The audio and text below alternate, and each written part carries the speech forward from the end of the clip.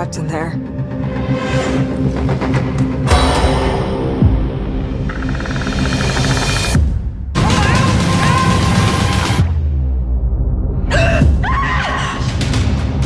Go, go, go, go!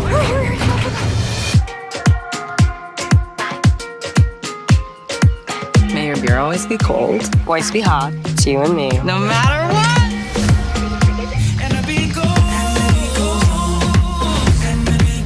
To the perfect escape.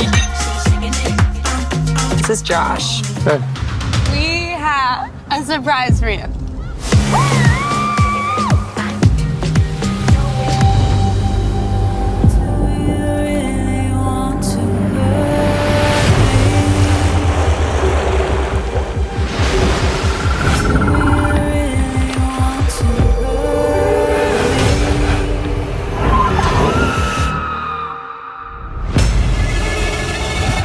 Orcas have never killed a human in the wild. She thinks she's still trapped in captivity. Let's get to those rocks and then we'll find a way out.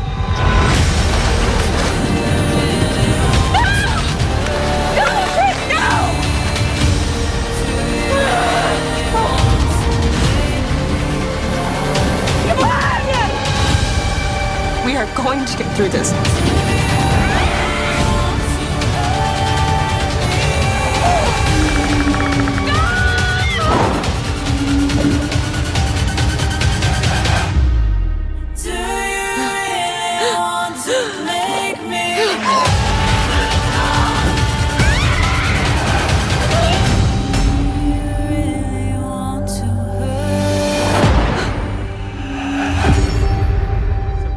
To the SWAU official channel. I'm Bryan, your host, and this is a conversation with the stars. And what a star we've got.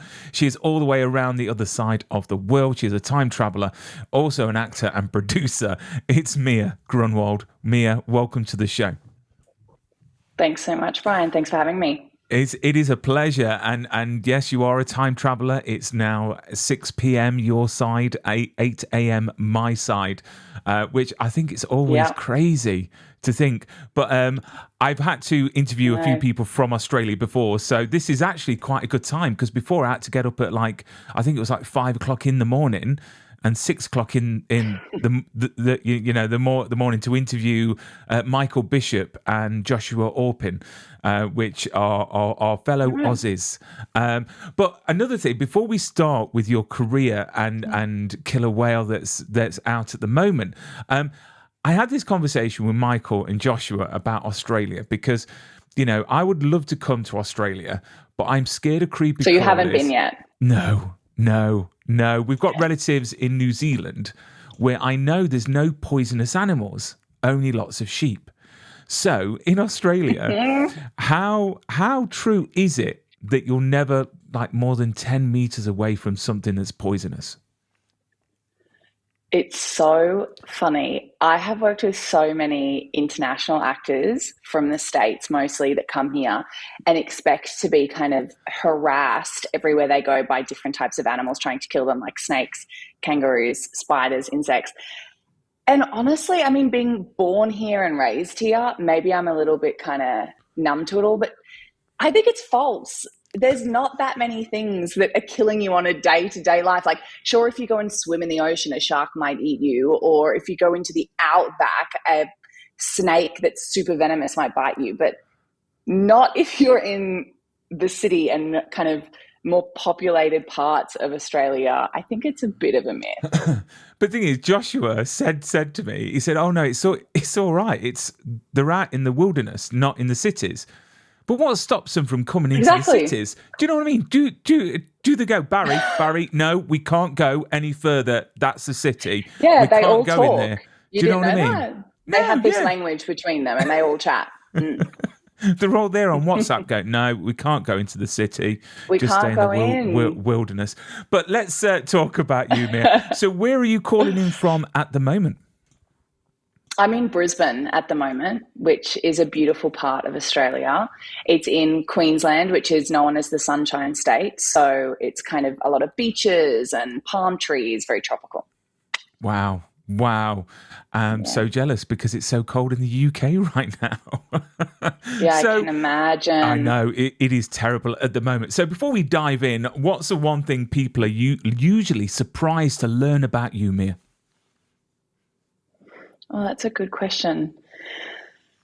I think people are surprised to learn that I grew up on acreage.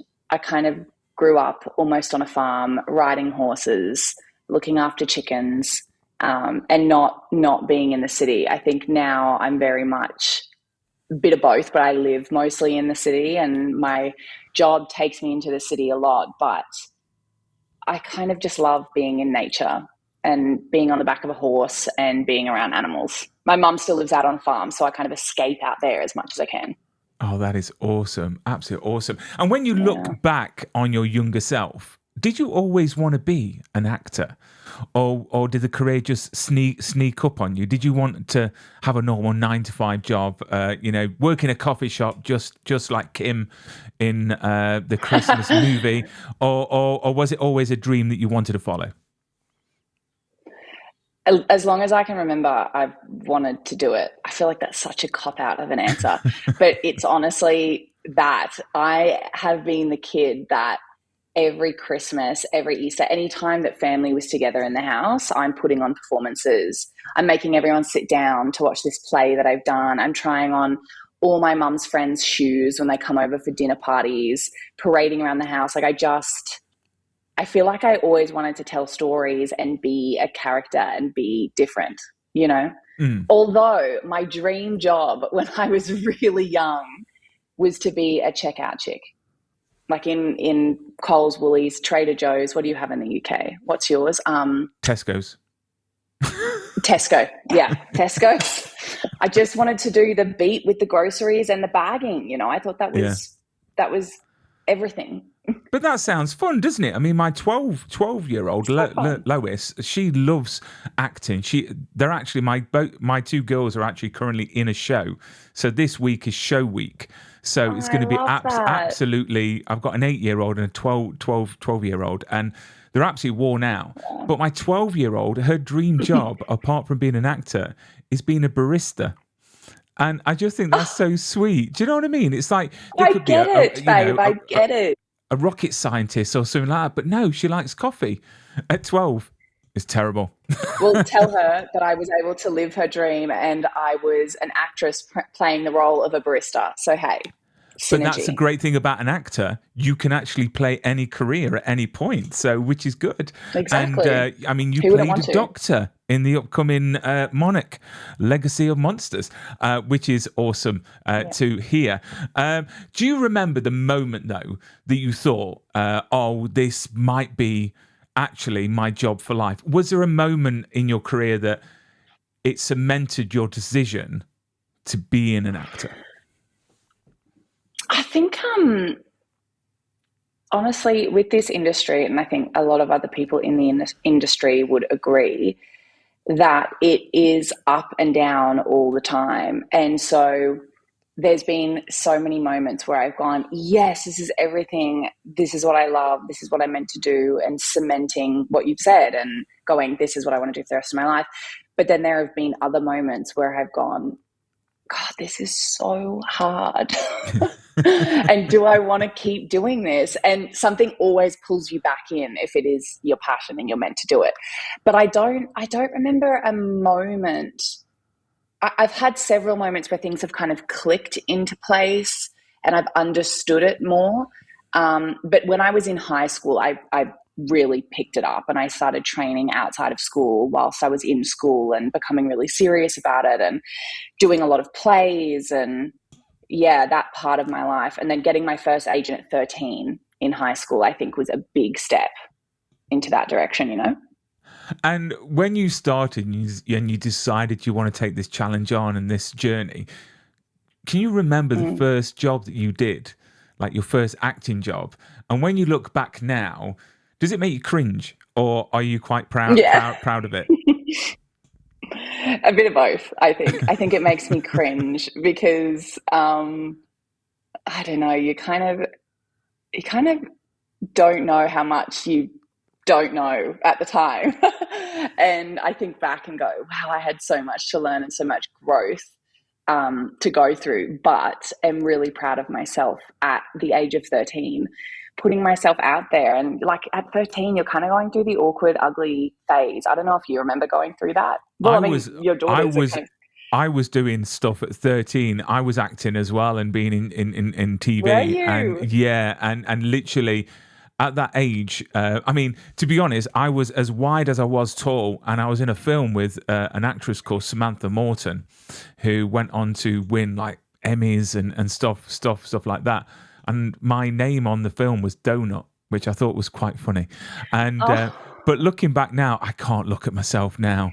Literally, it's just embarrassing. I mean, I don't act now. I admire anyone that's acting because it can be very superficial, and you've got to have such thick skin and very good mental health to be in the industry because of rejection and the fact of you've got to feel that you've got to look a certain way and I just admire anyone that's in the industry. I don't know if it's changed. I mean, I'm talking about 20 years ago, but yeah, I mean, yeah, it makes me cringe. No, I get it. It back. is.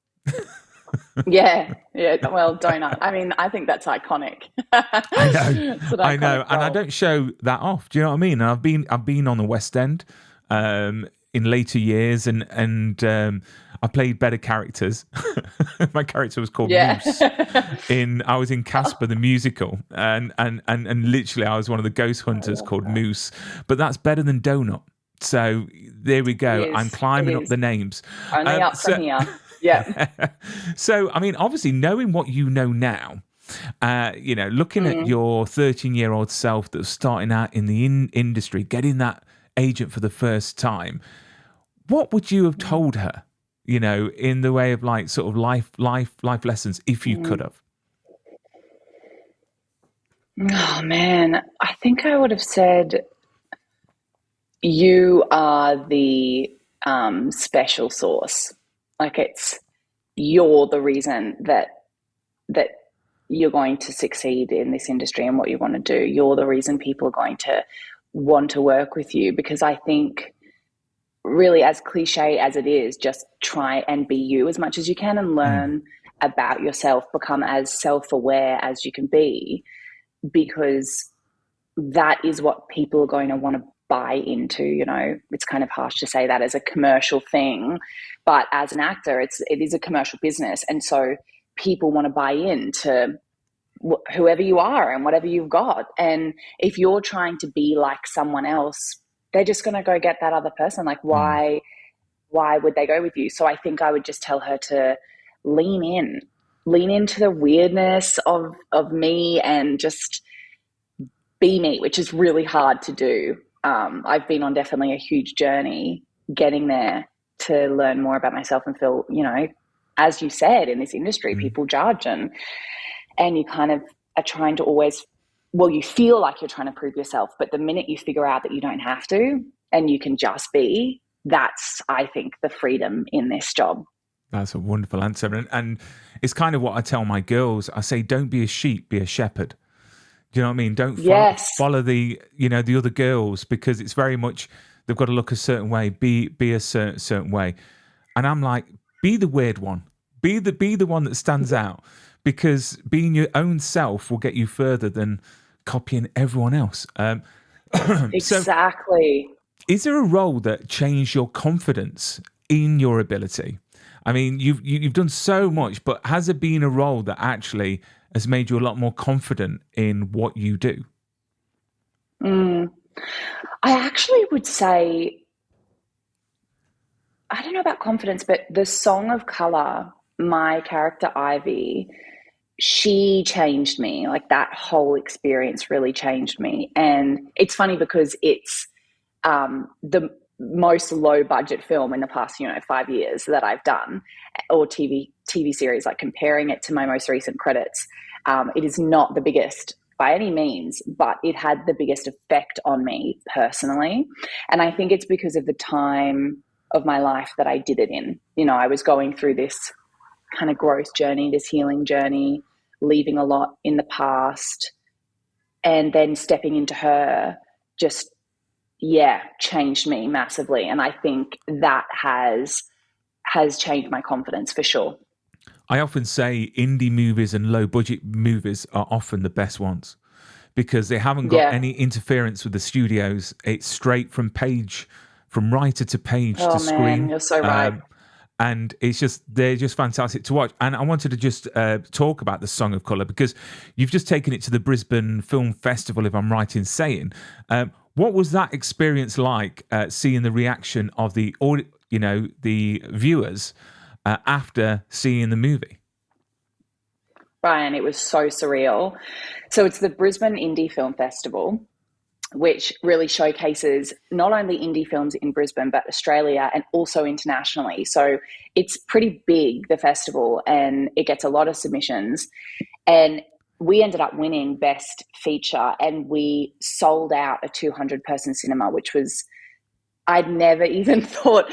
I remember talking to the director, and we went for a 45-person cinema because we thought, look, this was all kind of a love job we all did, and wouldn't it be awesome if 45 people came to support that, and we would feel really warm and fuzzy, and it'd be amazing. And then we sold out of 45 seats in 3 days, and we were kind of both mind blown. And the festival director said, I've got a 70-person cinema, shall we go up? I said, oh God, it's a risk, but let's do it. Went to 70, sold out in a week. He went, let's go 100. And I just said, this would be insane.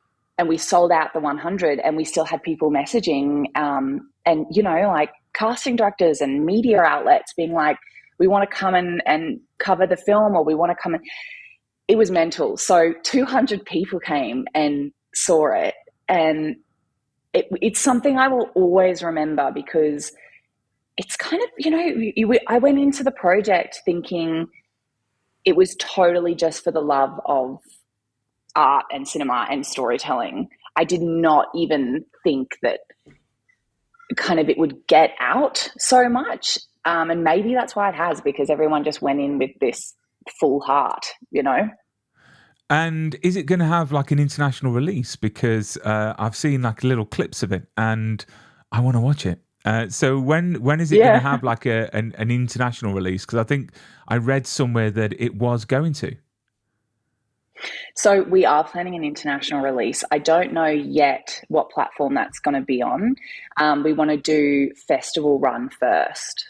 So depending on where it goes in the festivals, we want to do overseas festivals as well. But then after that, we're going to be kind of releasing on a platform. I mean, is it quite easy to submit it to people like, I think the most recognisable ones are like TIFF and places like that. I mean, can you submit it to festivals like that? Awesome. Definitely. So we'll be submitting to Australian festivals that are big, like SIFF, Sydney International Film Festival, MIF, Melbourne International Film Festival as well, and then going over and doing, TIFF, etc. Yeah. Awesome. That is fantastic. And then, I mean, with your roles, let's talk about your process. So how are you an actress that takes a role and goes into it heavily before shooting? Or are you the type of actress that will work on the character but then discover more about the character on set? So I used to be super analytical, and I would break down a script like it was no one's business. Like, you should have seen my scripts when I started in this career. Like, you couldn't even see the dialogue because it was covered in my own notes and breaking down and highlighting and circling and underlining. And I had all of these codes in my head that no one else would know. Like, if it's underlined, it's this. If it's circled, it's this. And inflect up and inflect down. And I just figured out that I was taking myself out of my own body by doing that, and was just so much in my head. And so about, I'd say 5 years ago, I went in depth with training to get back in my body and not analyze it so much.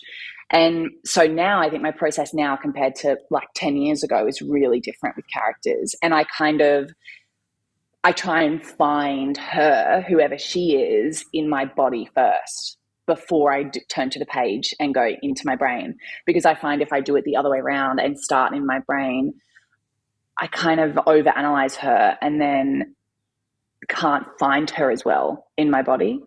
I don't know if that makes so much sense. Yeah. Yeah. Yeah. I mean, when you're on set as well, do you stay in character, or is it a case of, I mean, someone said to me once that worked with Anthony Hopkins that he's literally out of character, but then you can click your fingers and he's suddenly in this character. So are you the type of person that stays in character all the time? Because there are plenty of actors that do that. And then, you know, or are you one that literally, when they shout, cut, you take a breath, you go to crafts, services, you take a seat and have a cup of tea or coffee. What type of actor are you? Yeah. I'm that actor. I'm the Yeah. latter. I don't stay in character. I think there's so many good, juicy moments between cast and crew in between the takes. And I think if you're in your own, again, my own head too much as the actor the whole time, I kind of miss all those moments of connection. Like there's something about being on set with people that drives actors in this industry. And if I was to remain in character, I would not be able to connect, I think, with others in that moment. Like when I was on Monarch, I was working with Anna Sawai, who is just phenomenal. And she's so beautiful, both, I mean, on camera, she's amazing, but off as well. As a human being, she's gorgeous. And we had this scene, which, I mean, it's coming out next month, so I can't say too much, but I have to be a little bit kind of forceful with her. And when they called cut, we would always like crack up laughing because we had to release that tension a little bit, you know, because if you stayed in that, it would just become a bit much. Like we had to laugh and then chat, and she'd chat about what she's doing. And the day we filmed our scenes together, we filmed our scenes, and then she literally got in a car to fly to the Emmys where she won Best Actress for Shogun. So that was insane. I was so happy for her. But anyway, I come out of character and back in. But Shogun, what a show. Amazing show. Oh, and before we start talking about Killer Whale, what was like being on set? So you've been on set, so you've done Christmas movies, you've done movies like Killer Whale, and obviously Monarch coming up from Apple TV. What is the difference that you've noticed, the biggest difference about life on set, dependent on, you say like an independent movie, and then you go to like Killer Whale and then Monarch. I mean, what are the biggest differences? I mean, you know, because of obviously budget, from an actor's point of view, what are the biggest differences? Well, I've done now, which is really interesting, I've done Australian drama and series like Bay of Fires and Black Snow. And then I've done American drama, Monarch, etc. And then American films as well, like holiday films and Australian indies. I feel like they're all the same in the way of everyone has a really strong personality when you're on set. But in terms of budgets, my producer brain kicks in, and I can notice the difference in budget and what that affects on set really quick. Like if it's they're like, you know, one person down in a department, I can tell that department is stressed. And, you know, if the first AD is worrying about the schedule and pushing the DOP and they're stressed, I know that they're like trying to cram. If I see how many pages they're shooting in the day on the call sheet, I'm like, oh my God, I just think I see things really differently now with my producing background. So, I mean, all sets are similar. It's just the kind of people that they've hired and the amount of money they have that changes it. Yeah, I mean, talking about producing, because you've produced quite a lot as well, so you've got many hats that you're wearing in your career. I mean, if you could have a choice of, say, working on big budget projects as a producer and actor, or ones that are independent where, you know, maybe the scripts are a bit better and, you know, you get to experience that. I mean, which one would you choose? Oh, this is a tough question, Bryan. I know. This is so hard. Man, oh God, recently just had an experience, a film that's about to come out next month, that I co-produced for an American network. And developing that script was with kind of me as a creative for so long. And then once a US network comes in, that process becomes so different, right? Because you kind of have to let go of control a bit. And I found that so tough, letting go of control. And so when you do an indie film, you kind of get all of that stuff back. Like, it fills your cup back up because you're able to just make these creative choices in the moment and go, oh, let's just try that. What if we did it this way? And okay, let's just switch those days around, because then we can have that other actor here in this scene, and why not? But when you're dealing with a network, like you said, you don't have the liberty to do that so much. But then again, there's so much more money to play with. So you can do kind of bigger, cooler things with cooler, equipment and lenses and jibs and cranes. And you can just kind of feed your creative soul a little bit more in that way. So it's such a trade-off. It's really hard. I would love to keep both. Honestly, and have you got a dream show or film that you'd love to work on?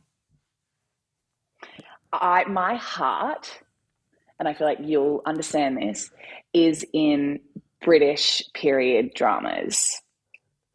Like, I just think they're absolutely brilliant. And I've been in love with Jane Austen my whole life. And so I would really love to work in a period drama. I auditioned for Bridgerton. I got quite close. And that's a show I would have loved to be a part of. I can imagine that would be a pain for costumes. Because I once did, I had to do a show in the UK. There's a company called Boots, which is a boots chemist, and they originate from Nottingham for where I'm from. And we had to do a show at the Albert Hall, and I had to play Albert Boot, and I had to go on and do like a 10-minute monologue, and I had to be dressed like Mr. Darcy. It was awesome. It was awesome, but it was a pain at the same time. I had a cravat, I had a cane, I had a hat, I had a long tail coat. It's hot. And honestly, I wanted to go. I wanted to go out on the town afterwards, but they said no because I thought that would be really funny. But no, period drama. It's just everything about it's so gorgeous. Oh, it's the so costuming, the lighting, the way it's shot, the language, the dialect, the way they speak.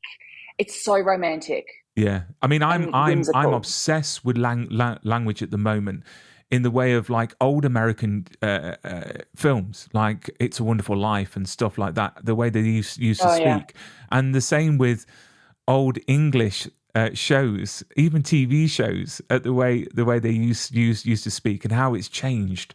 It's gorgeous. But it's lovely to reminisce of how it used to be. So what's the best piece of advice that you've been given to date in your career? Okay, this is one that I tell any person who wants to be an actor or an actress comes to me. I say, imagine that productions are like recipes. And the producers are trying to find the right spice or herb that fits in that recipe. And if someone isn't the right flavor and the right spice, that recipe doesn't work, it tastes gross, something like isn't right. So as an actor, just remind yourself when you are auditioning or walking onto a set into a job that you are a spice that has either been chosen for that recipe because of who you are and you fit and you make it taste good.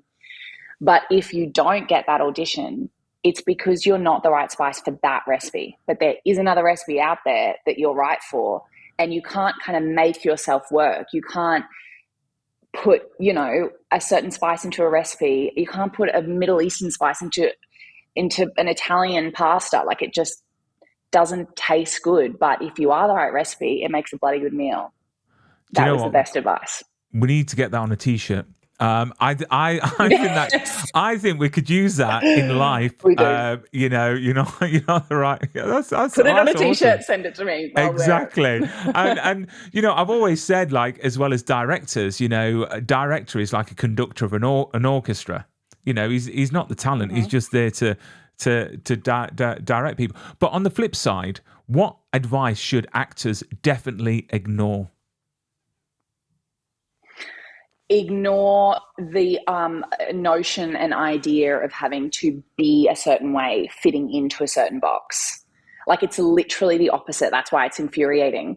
Like, weighing a certain weight, or having your hair a certain color, or whatever the hell it is, acting in a certain way is the opposite to what you actually need to do as an actor. So just cut all that shit out and honestly be the weirdest version of you every time you walk into an audition room, every time you turn the camera on. I saw a casting call, and I clipped it and I put it on my socials ages ago, and it was for Asian actors, but they didn't want people with a uni eyelid, which I thought was unbelievable. What uni eyelid? Do you know? There's Asians that don't have like the space between. Oh yes, I understand this part what you mean. here. Yeah. And they said that they didn't want that as that, and I was like shocked. They can be that specific and that sort of, Yeah, I don't think that's right. And do you get that still with castings, or are they more? Yeah. Are they quite regimental still? With you've got to be a certain height, weight, eye color, which I think is ridiculous because you can have contacts. Are they quite regimented still? I would say no, not as much as it used to be, but there are definitely elements in the industry, like every industry, that you kind of want to improve and change. Yeah. And that is a part, when I am part of a producing team on a film, that I really kind of oversee is the casting briefs that go out, because I want to see the person who's the best for the role. And it does to a certain extent matter.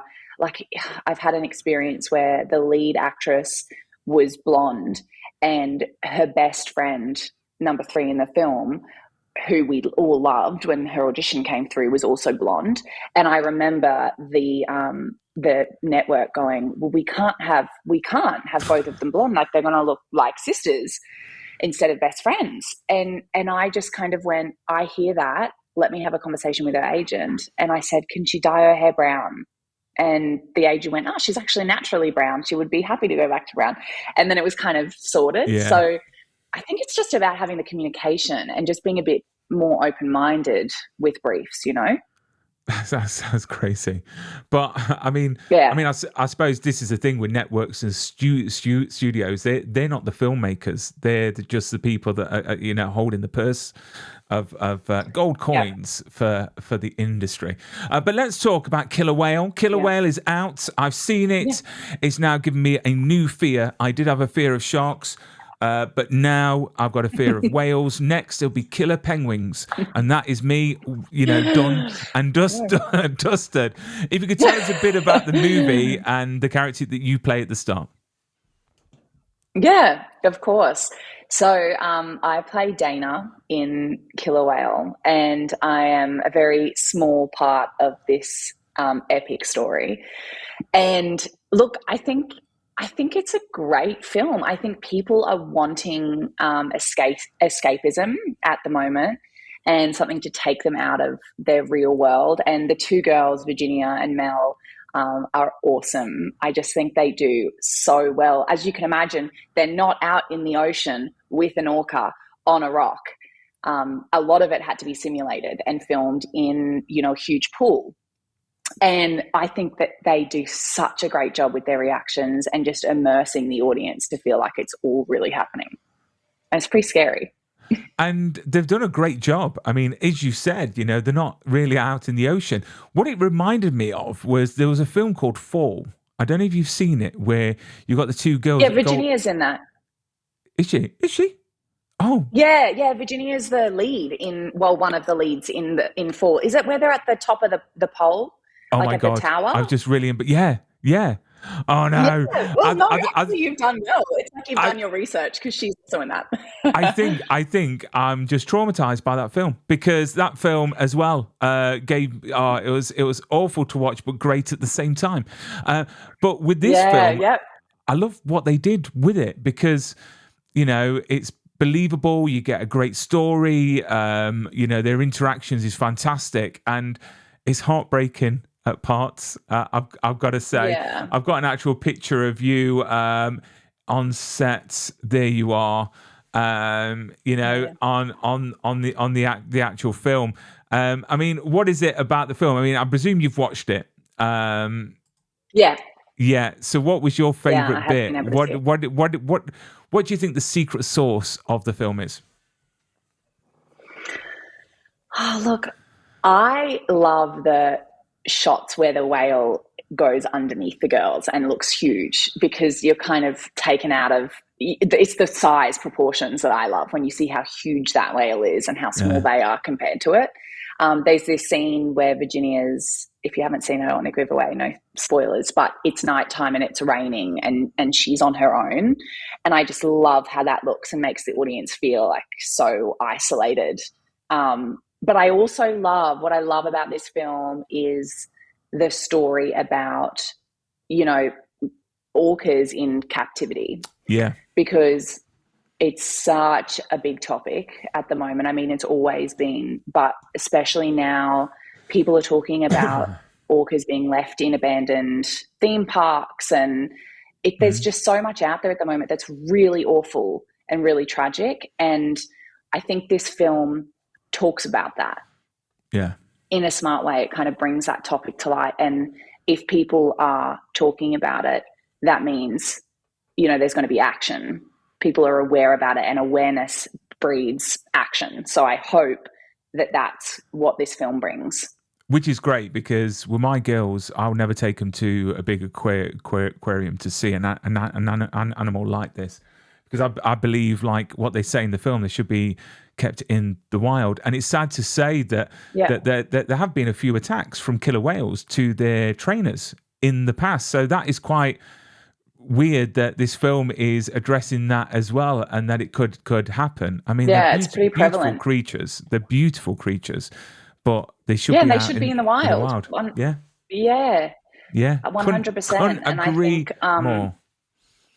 yeah, I really like that it touches on that. And I like that Virginia's character respects that Yeah. and addresses the problem in the film. And she does that the whole way through as well, which is good because it keeps people aware.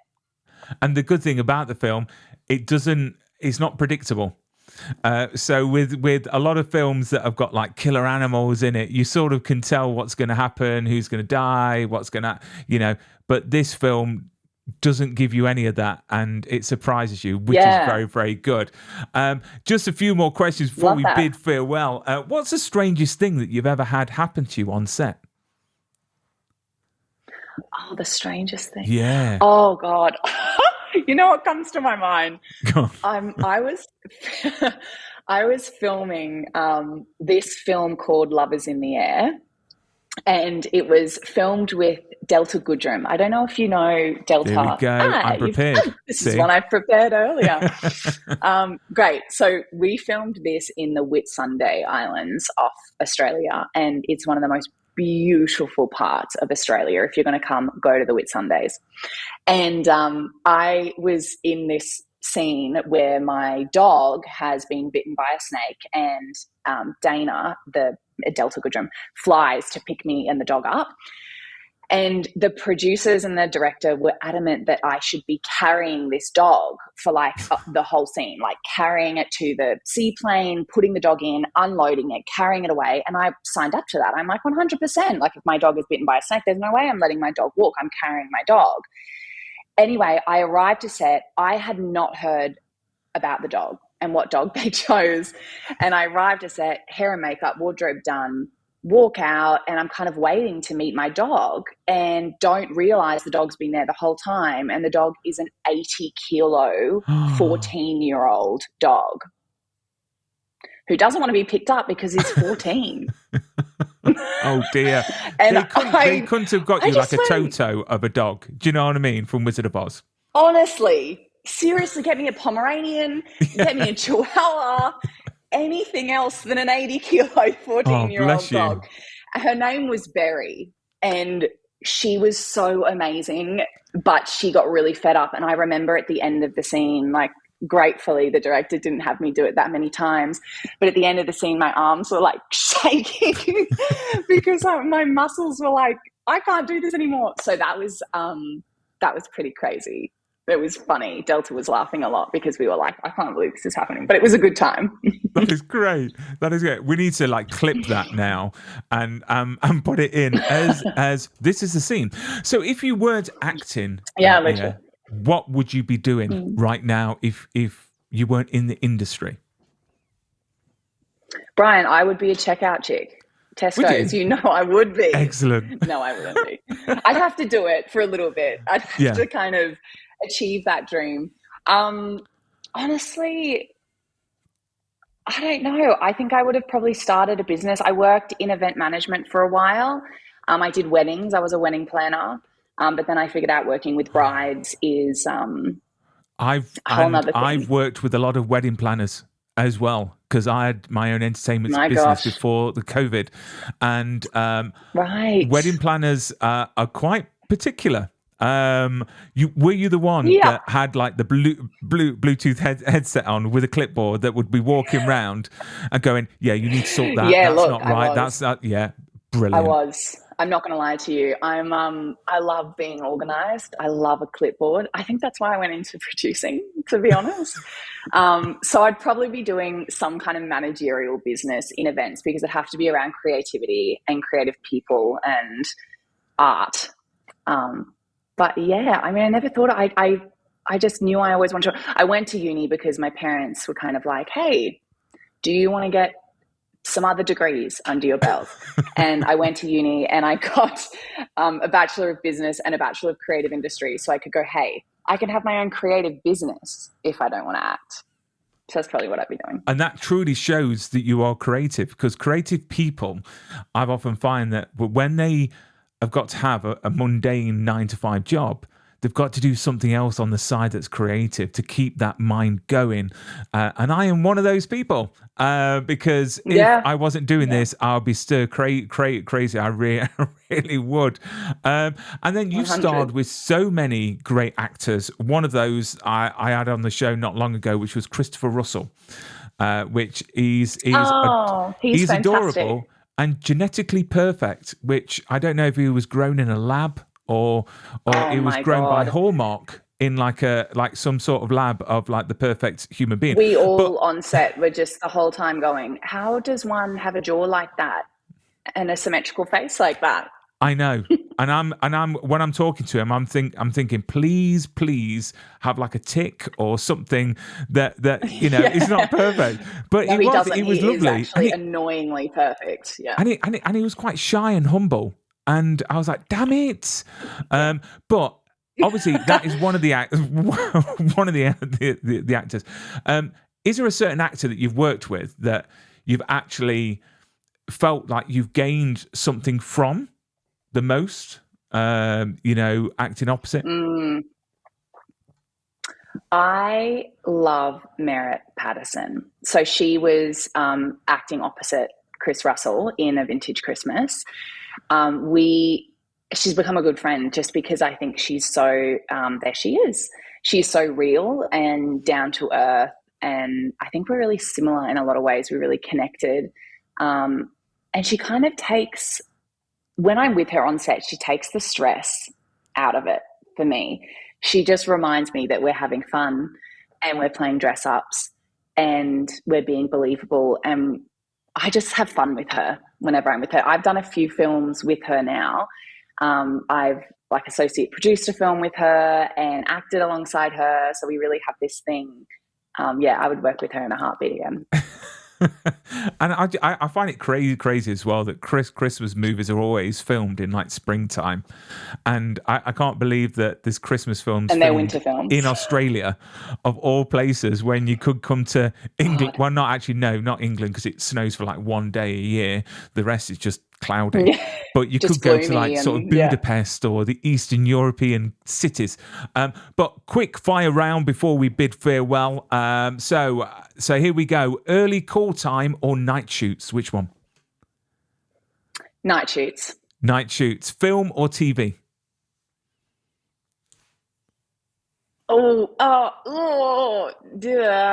Film. Film. Coffee or energy drinks on set? Neither. Tea all the way. Are you one of these ones that like herbal tea? Because I'm getting into that at the moment. Like sort of Little bit. tea. If I need energy, I'm black tea with like caffeine. But I'll have like a peppermint after meals. I'll have a sleep one before bed. I'll have any tea and all tea.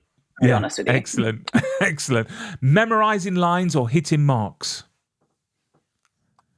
Both, hopefully. But memorizing lines. Drama or comedy?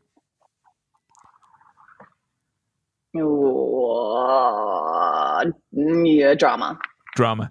Monsters, animals, or humans? Who's scarier in movies? Humans. Yeah, I've always said that because You agree? humans, they seem normal, but you don't know what's going on behind the eyes. At least animals show you that they're scary straight away. Ooh. So what have you got planned 100%. next, Same with monsters. Mia? Yeah. So what have you got next planned? What are you working on? So I've got a film releasing in the States and Australia on Valentine's Day. Ooh. So yes, you guessed it, it's a romance. Oh, So that one's coming out. It's called Chef's Kiss in the US, and in Australia it's called From Italy with Love. And I am going to be doing the festival run with the Song of Colour. Monarch comes out next month, and I'm moving to Canada for a while for some opportunities. oh, what part are you? East or west? Is it east? I'm going to go west. West, okay. Oh, yes. Do you know, it's West one place Coast. I've never been to. I've always wanted to. Again, less poisonous animals in Australia. And they've got Mounties. And when I was a kid, I used to watch a show called Due South, which I absolutely loved. And it had a Mountie in it and a deaf dog called Devon Baker. But I'd love to go to Canada. That. So enjoy Tim Hortons. I don't know if Tim Hortons, apparently yes. they're everywhere. Yeah. They're still there. Oh, they're everywhere. I did a year ago. I went through the Rockies, Canadian Rockies, and they were beautiful. I went skiing and everything, and I went there so much for the hot chocolates. Me, it's a French for. vanilla latte. It's absolutely to die for. And we got excited because they opened a Tim Hortons in Mansfield, where I am specifically, and everyone got excited. It was great. So they're doing very, very well. But Mia, thank you so much for coming on to the show. And you know what? I think technology is fantastic. You're halfway around the world, and this has worked absolutely perfect. Look at us go. And do you know what I mean? It's literally been perfect. And there's no glitches, no freezing. So praise the internet gods. But thank you so much, Thank you. Mia. We love the internet.